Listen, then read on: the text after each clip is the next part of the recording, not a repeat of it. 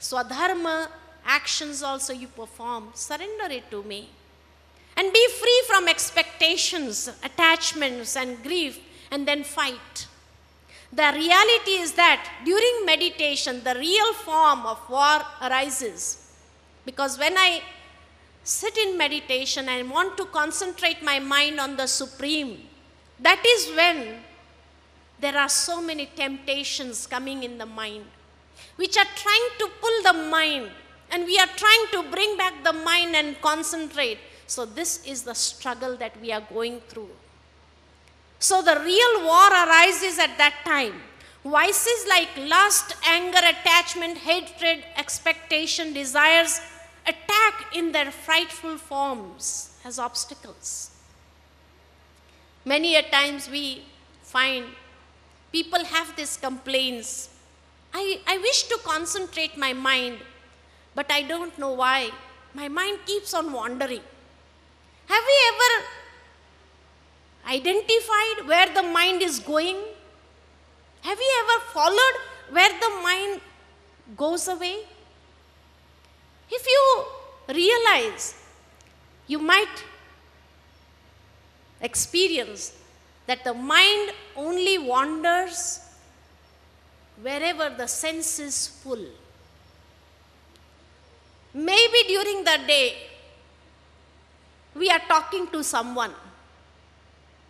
And when there are extrovert people who like to talk more, who like to talk so much, are very talkative, in their talkative nature they utter such words which hardly they realize I have said some things which are not to be said.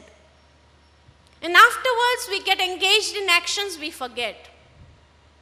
But when we sit in the evening for our prayers, we want to concentrate our mind on the Supreme. And that is the time when the mind is free. And that is the time we start realizing, oh, whatever I said today, I was not supposed to tell these things to that person. Such great misunderstanding might be created. This might happen. This might come up. What will they think about me? And now what will happen? So the mind has wandered. Where the mouth was not within our control. When the mouth was being mischievous in talking too much, there the mind wanders. Or sometimes we are standing somewhere, we overhear some words. Afterwards we are busy, we do not even think of those words.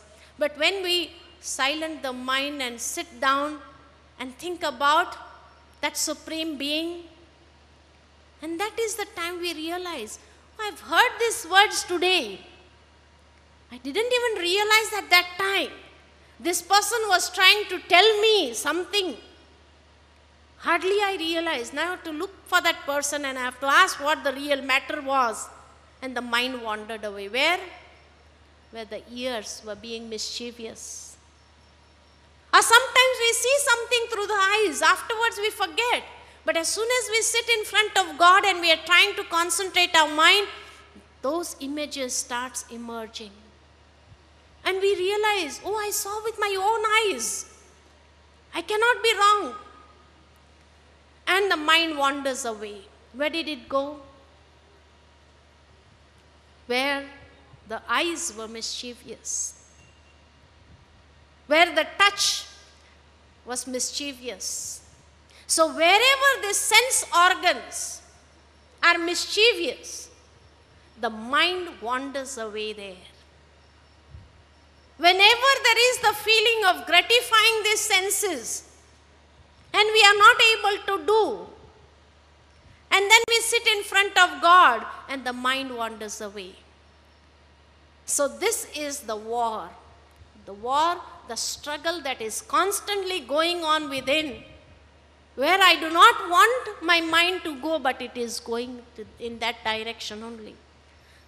So the reality is that during meditation, the real form of war arises. And vices like lust, anger, attachment, hatred, expectation, desires attack in their frightful forms as obstacles. Rightful war is to finish all of that and get concentrated within the soul. The one who remains free from the vision of blaming others and remains in this war with faith gets liberated from the bondages of karma. So this is what he told Arjuna. And then Arjuna has another question, which many of us also has. Who inspires human beings to commit a sin? Many of us also might have this question in mind. Who inspires us to commit a sin? So God says, lust and anger, which are like fire, are the creation of Rajoguna. They are supplementary to attachment and hatred and are constant enemies of the wise ones. The knowledge is submerged due to lust. They dwell in the mind and intellect and the senses. Where is the dwelling place of these vices? These vices dwell in the mind, intellect, and the senses.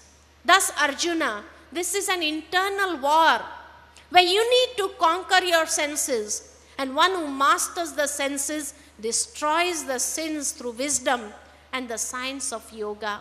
That is Jnana and Vijnana. Vijnana is the science of yoga, Jnana is the wisdom. So through Jnana and Vijnana we are able to destroy the sins. That means we are able to destroy the vices, overcome them. Just as fire is covered by smoke, mirror by the dust, similarly various stages of lust covers the conscient soul. Its desires never end. It continues to burn like fire. Thus one requires to be soul conscious and instill the faith of being beyond the senses and lead the mind to make spiritual efforts, as it is only through the spiritual power that the enemy of lust, which always remains discontented, can be won. So this clearly shows it is a war with the vices. It is the war with all the negative traits, negative sanskaras, and how we need to blossom the positive qualities in our life. Then another question of Arjuna in the end of the 3rd chapter. Can we gain control over our mind, intellect, and the senses? Which many of us also have. The same question Arjuna also has in his mind. And God says, Arjuna, beyond this body are the senses. Beyond senses is the mind, and beyond mind is the intellect. Beyond the intellect is you yourself, a subtle, powerful, and very elevated soul. So the soul is the master. By understanding your power of the soul, if you understand the potential of the soul, control the mind through your intellect, and destroy your enemy, that is lust. It is lust that influences the soul through the senses. So that is how we can master our senses, and we can gain that self-sovereignty upon our mind, intellect, and senses. So beautifully he answered this question also.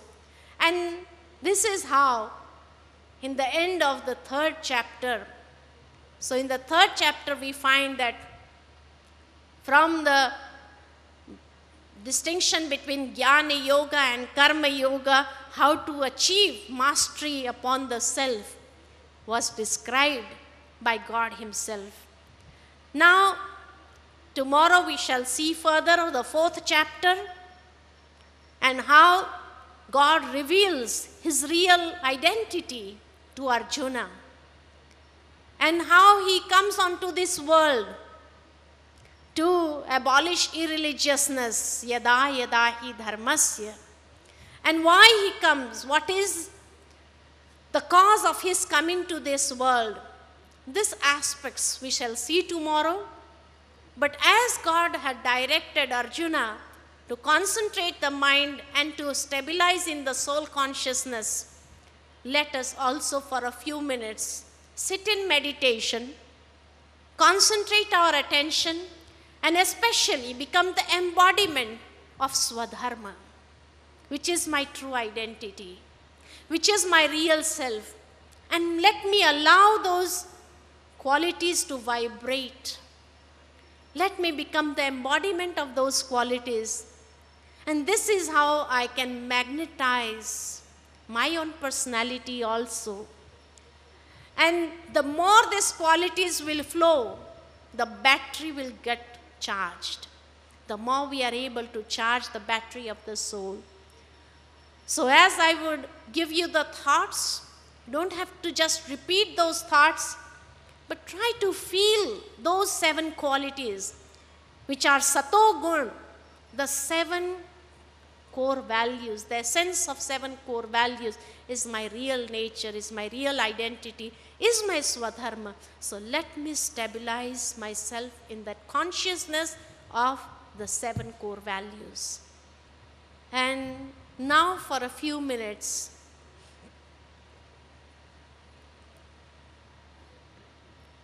just focus your attention at the center of the forehead. As in the medical sciences research, they've identified that the soul dwells between the pituitary and the hypothalamus, right behind the surface marking of the forehead. That is why when we go to the temples, we apply a tilak. So be conscious of that eternal divine form, divine light. And with your mind's eye, with the inner eye, let us visualize. The more I can have a clear vision of my real identity, I can stabilize myself. So for a few moments, let us turn the attention away from the external world, away from the outside sounds, and just be with myself. Just be with yourself.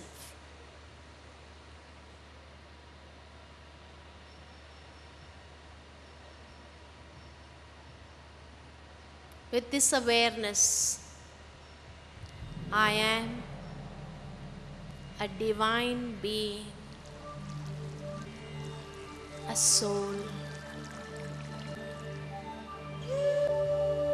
This body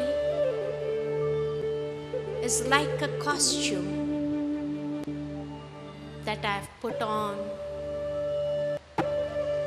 to play my role on this world. But I am separate from the physical costume. I am an eternal being of divine light, the master of the sense organs, the master of the mind. Slowly and gradually, I take the mind and intellect on a journey